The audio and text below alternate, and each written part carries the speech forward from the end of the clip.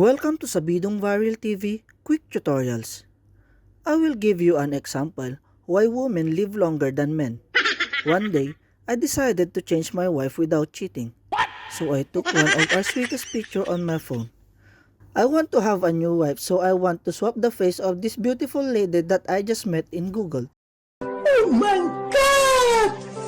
Wow! I cut her face using lasso tool, then I press Ctrl C to copy it. I paste it on our photo by pressing Ctrl V, and I transform it by pressing Ctrl T. Now I flip it horizontally and positioned it to the most beautiful angle that you can imagine. After positioning it, I just hit enter to confirm the position of my new wife.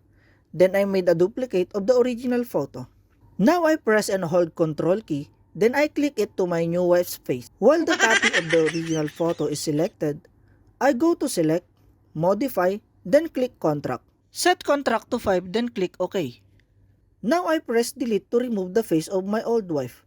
As you can see, her face is gone. Now I make the original photo visible, then select the copy of it, and then the layer of my new wife's face. I go to edit, and select auto blend layers. Auto blend selection option will appear, then select panorama. Now, I already changed my wife without cheating. Oh my God! Wow! If my wife watched this tutorial, I'm a dead meat. This is one of the reasons why women live longer than men. You can do this to your wife as well, but please pray first so that you will not end up like this.